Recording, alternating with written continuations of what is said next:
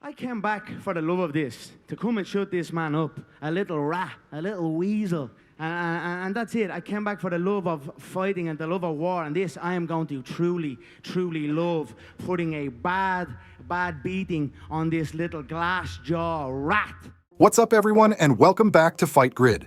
Today, we've got absolute chaos across every corner of the UFC universe, super fights, politics, retirements being tested, champions calling out the promotion, and 10 different storylines exploding all at once. So sit tight, because this one is wild. We start with what might be the biggest money offer in MMA history. Reports out of Russia and Saudi Arabia are claiming that Khabib Nurmagomedov has been offered a staggering $100 million to headline the UFC's White House Supercard. One fight, one night, 100 million. The number is so insane that even people inside the UFC didn't believe it at first, but the talk is getting louder.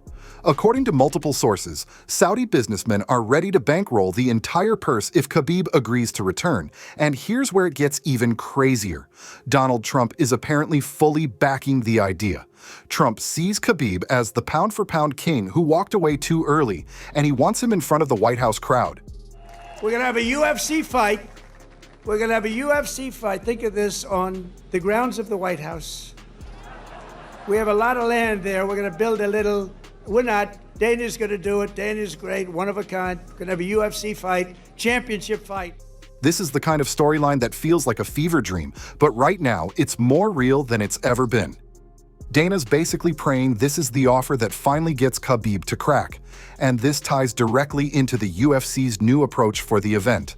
Mike Bohn dropped a bombshell saying the White House card may only have 5 or 6 fights. That's it. No fillers, no prospects, no slow openers. Dana wants every fight to be massive, and they're looking at Ilia Topuria, Conor McGregor, John Jones, Kayla Harrison, superstars only.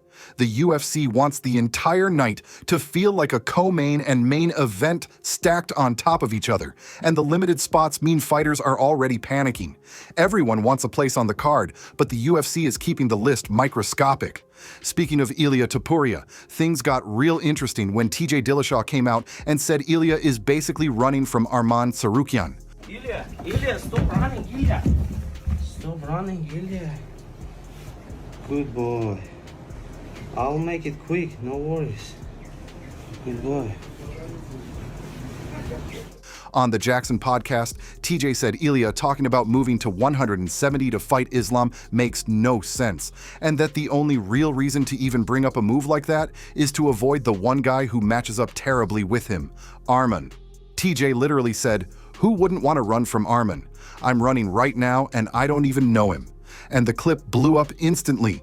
It's rare for a former champion to say something that blunt about a reigning undefeated star. According to TJ, Ilia is the most skilled fighter in the UFC right now, but the Arman matchup is the one that threatens him the most. Backup fighter for this one is going to be Tsarukyan, right? It's a bad decision for him. He has no chances. Like, first minutes of the fight, what he's gonna do? Go for the takedowns. Meanwhile, in the featherweight division, Diego Lopes is at the center of the biggest backlash storm of the year. Fans, fighters, analysts, everyone is questioning how he jumped over multiple contenders to get a rematch with Alexander Volkanovski at UFC 325. And even Volk himself is scratching his head. He said he expected the title shot to go to Movsar Evloev or Lerone Murphy. Volk literally said, "We all know Lopes brings a crazy fight, but that doesn't mean he's the one who deserves it." His coach doubled down on Submission Radio saying they fully assumed the next fight was Murphy after that knockout. Then Diego came out of nowhere with his own KO, and suddenly the entire direction changed overnight. Some unkind words to say about his haircut. Now you've seen it in person, do you still believe it's the worst hair in the UFC?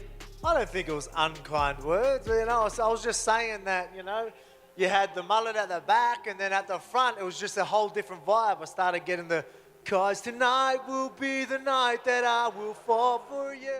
And the salt levels in the division right now are off the charts. Lerone Murphy posted heartbreak emojis. Movsar said he wasn't even surprised anymore.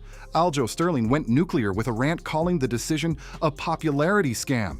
He said the UFC used to be the place where merit mattered, and now it feels like you just need hype, not accomplishments. And he wasn't just criticizing for himself.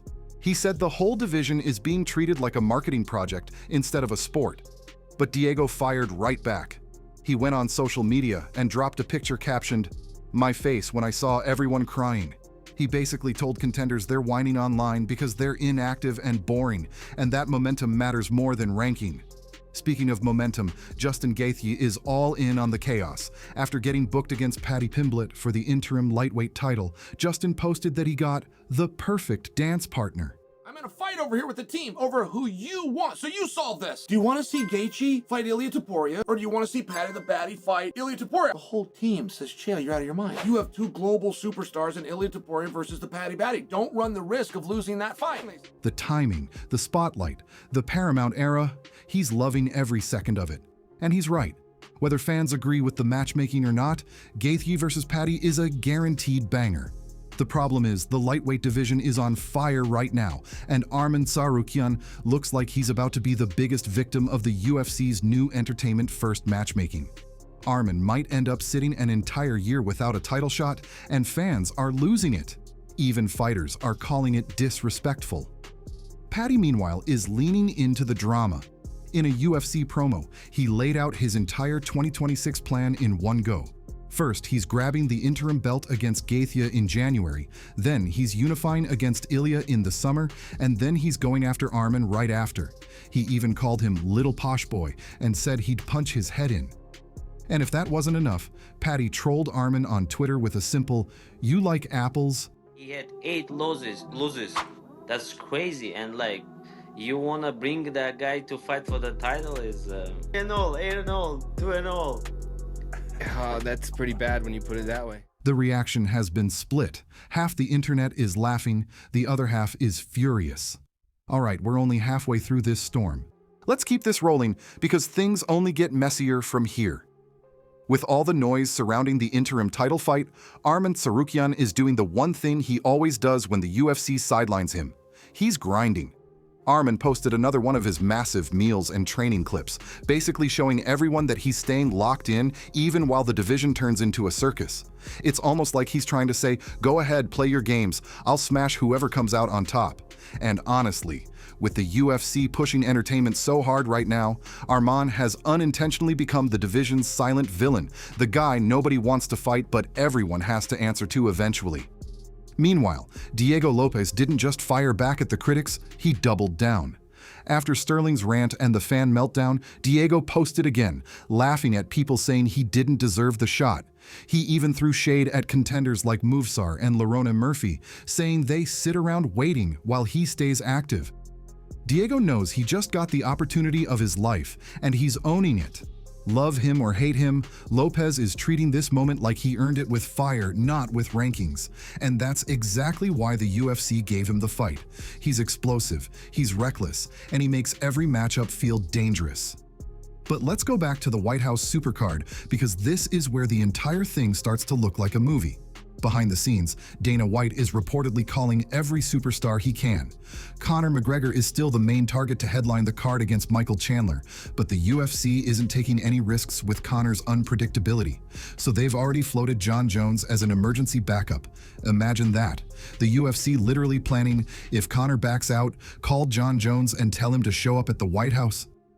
That's how insane this event is getting. Dana wants history, he wants spectacle, and he wants the card to feel like a once-in-a-lifetime moment. So every one of our national park, battlefields, and historic sites are going to have special events in honor of America 250, and I even think we're going to have a UFC fight. And that brings us to Kayla Harrison, who Dana apparently sees as a must-have for the event. Multiple insiders claim the UFC is pushing to get her a title fight on the card, possibly even adding a second women's championship bout. Kayla's star power, combined with the White House location, could bring an entire new audience in, especially with the UFC now in its Paramount era. This era is going to be entertainment first, celebrity first, global first. And the White House card is basically the announcement to the world that things are changing permanently. But back at lightweight, the drama is hitting new levels. Gaethje versus Paddy isn't just a fight, it's become a cultural moment. Gaethje is treating this like a legacy chapter, saying the bright lights are exactly where he thrives. Paddy is treating it like destiny, saying 2026 will be the biggest year of his life, and the online war between their fan bases has become absolute madness. One side says Paddy got handed the opportunity, the other side says he's the biggest rising superstar since McGregor. Even fighters like Aljo are calling for boycotts, which is wild because that never happens in MMA. And while all this is happening, Ilia Topuria is caught in the middle of every conversation. Dillashaw's comments about Ilia running from Arman created a firestorm. Social media went crazy debating whether Ilia should stay at lightweight, move to 170, or take the Arman fight directly. Fans are saying Ilia is trying to skip the most dangerous matchup in the division. Others are saying he's chasing greatness by calling out Islam. And with the UFC trying to push super fights in this new era, Ilia's future suddenly feels unpredictable. One move from Dana and he could be fighting Islam at welterweight, defending at lightweight, or headlining the White House card out of nowhere. And then there's the wild card, Conor McGregor. No matter what the UFC announces, everything always goes back to Conor. Mike Bone hinted that if Conor headlines the White House event, the UFC might only need 1 or 2 more giant fights to call the card a success. Conor sells every ticket, every stream, every headline. And whether we like it or not, he's still the most influential fighter in the sport. Combine that with Khabib being offered $100 million for a comeback, and this entire thing feels like the UFC is swinging for history, trying to recreate the magic of the McGregor-Khabib era, but 10 times bigger. So we've got Khabib possibly returning, Conor maybe headlining, Jones as a backup, Kayla in the mix, Ilia being accused of ducking Arman, Diego fighting the world, Aljo going nuclear at the UFC, Volk confused, Gaethje hyped, Paddy doing Paddy things, and Arman silently sharpening knives while all of them scream over each other. And that's exactly why MMA right now is pure chaos, pure entertainment, and pure insanity. That's it for today's video. If you enjoyed this update, hit that like button, smash subscribe, and stay tuned because this week is shaping up to be one of the craziest news cycles of the entire year. Fight Grid out.